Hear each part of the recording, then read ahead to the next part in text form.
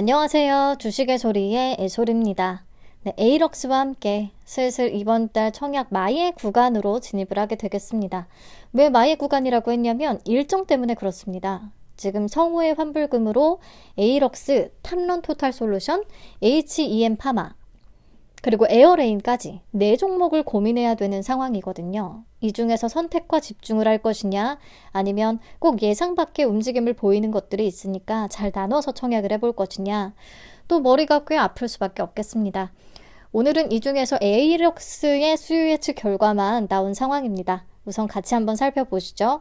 에이럭스는 교육용 로봇과 드론을 전문으로 제조하는 업체다라고 소개가 되는데, 처음부터 회사의 주력 사업이 이쪽은 아니었습니다. 설립 당시에는 코딩 교육용 콘텐츠 제작을 주력으로 했었어요. 그래서 코딩 관련 교구제를 개발해서 학원이나 방과 후 학교 프로그램에 직접 공급을 하기 시작했습니다. 현재 코딩 교육 프로그램과 학원을 운영하는 이 교육 부문의 매출 비중이 23년 기준으로 67%를 차지하고요. 이게 안정적인 캐시카우 역할을 해주고 있었어요. 이렇게 교육 부문이 궤도에 오른 뒤에는 코딩용 로봇으로 사업 영역을 확장했습니다. 코딩 교육용 로봇은 아이들이 상상한 대로 로봇을 조립하고 코딩으로 직접 작동을 시켜볼 수 있는 제품이라고 합니다. 학생들이 좀 실물로 보여야 교육 효과가 높아지기 때문에 소프트웨어인 코딩 교육에다가 하드웨어인 로봇이 활용이 된 거죠. 좀 쉽게 코딩을 접하고 흥미를 유발할 수 있게끔. 이 주요 제품에 대한 간단한 설명은 화면에 첨부해뒀으니까 참고해보시면 될 것 같습니다. 자, 회사 측에 따르면 국내 코딩용 로봇 시장 점유율 25%를 차지한다고 하고요.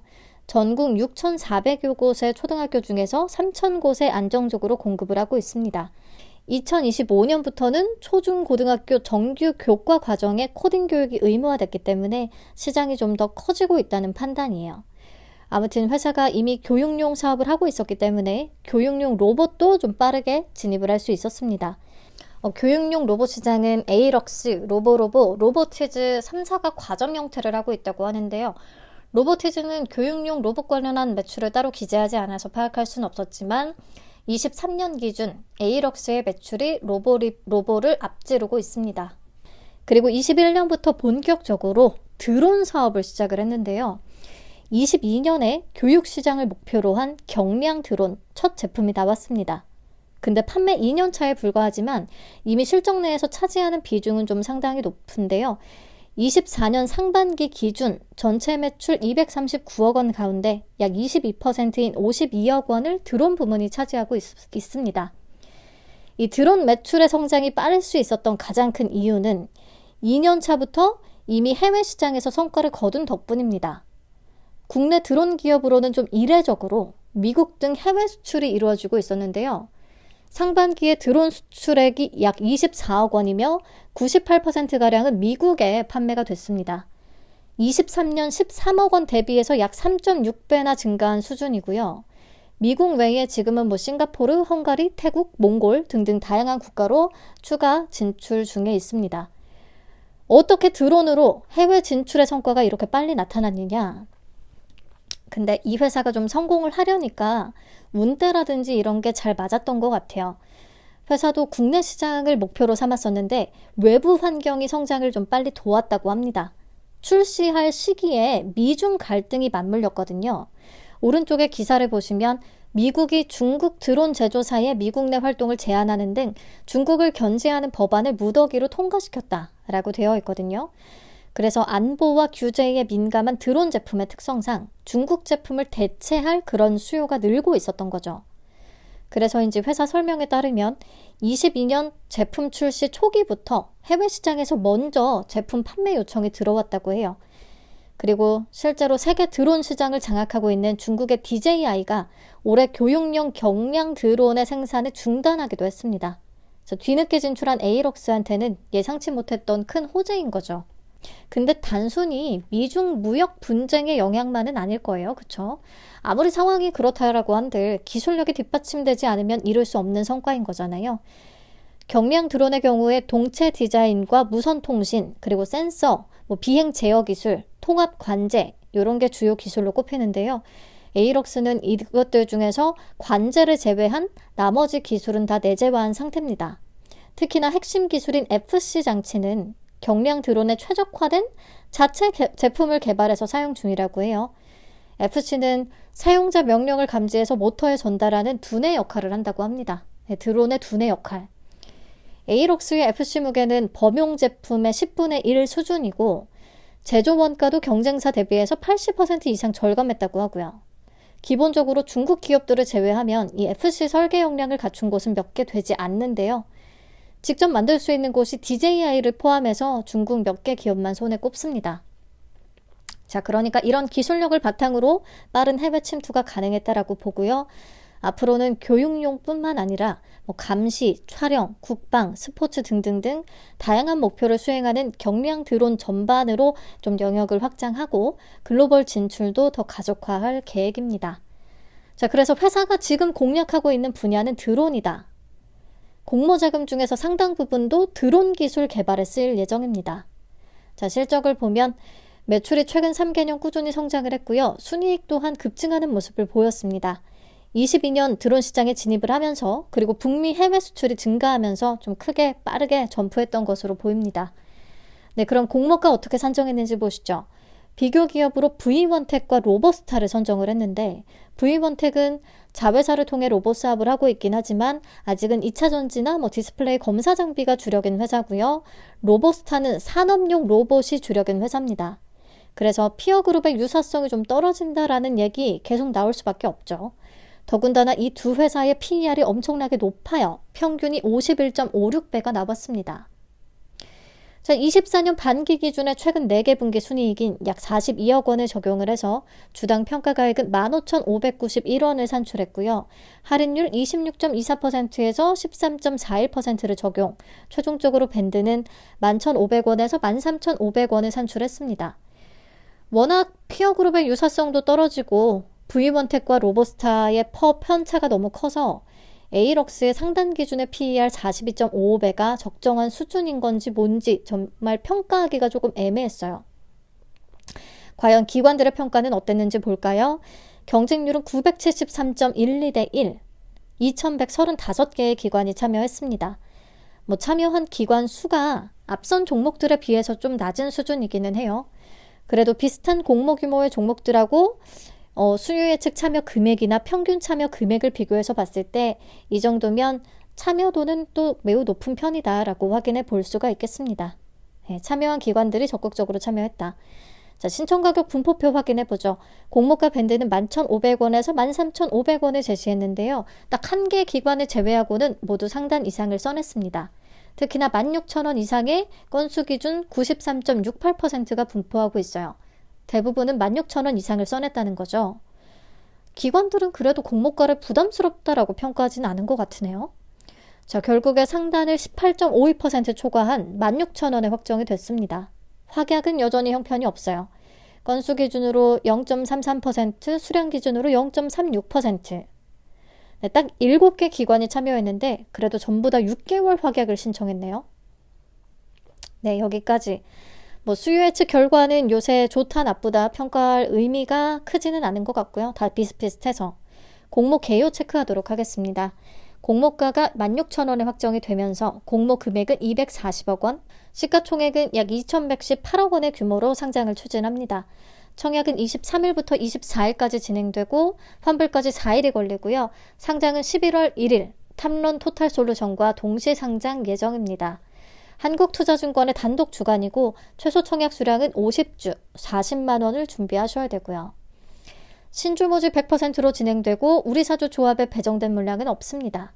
자, 상장일에 바로 유통 가능한 주식수 체크하겠습니다. 주식 총수의 34.97%에 해당하는 물량은 바로 출회될 위험이 있습니다. 금액으로는 약 741억 원 정도의 규모고요. 기존 주주의 비중이 굉장히 높습니다. 67.60%나 되네요. 자, 기존 주주는 전문 투자자, 벤처금융, 1% 이상 주주, 기타 주주 이렇게 구성이 되어 있는데요. 유상증자 발행 내역부터 참고를 해보면 발행가액은 6,181원, 9,095원, 1,760원 이렇습니다. 공모가 16,000원보다는 한참 아래예요. 그리고 장외에서는 올해 6월부터 이제 소량씩 거래가 있었는데요. 최저가는 18,100원이고 최고가가 27,900원이더라고요. 그러면 장외에서는 뭐 공모가 16,000원보다 위에서 전부 거래가 된 것으로 보이긴 합니다. 근데 거래가 많진 않아요. 이 밖에 미행사 주식매수 선택권 106만 8,380주가 있는데요. 이 중에서 상장 즉시 행사 가능한 수량은 55만 1,500주, 4.17%에 해당하는 수준입니다. 조금 되네요. 자, 정리. 수요 예측 결과는 뭐 늘 보듯이 경쟁률과 가격 분포표는 좋고 확약은 굉장히 낮은 그런 정도고요. 상장일에 유통 가능 물량이 34.97%로 조금 있어요. 특히나 기존 주주의 비중이 67.60%로 좀 높습니다. 유통 가능 금액은 약 741억 원, 다소 무겁기도 하죠. 네, 그럼 유통 시총이 700억 원대로 비슷했던 최근의 종목들부터 참고를 좀 해보겠습니다. 한중 NCS와 민테크, JMNS, 엔젤로보틱스 이런 것들이 있었는데 엔젤로보틱스는 수급이 좋을 때고 로봇이라서 예외라고 치고 나머지는 50%에서 90% 사이 정도를 기록했더라고요. 참고는 해볼 수 있겠고요. 24년 예상순위 기준으로 주당 평가가액을 계산을 해봤습니다. 우선은 23년 실적 대비 24년 실적이 굉장히 큰 폭으로 성장할 것으로 내다보고 있더라고요. 드론의 진출이 본격화될 것으로 전망돼서 그렇습니다. 수주 잔고도 이미 조금 있는 것 같고요. 사실 피어그룹이 마음에 드는 건 아닌데 그래도 기관들도 납득한 공모가이기 때문에 비교 기업은 그대로 썼습니다. 그러면 주당 평가가액은 약 29,923원, 공모가보다 무려 87%나 높은 수준으로 계산이 되더라고요.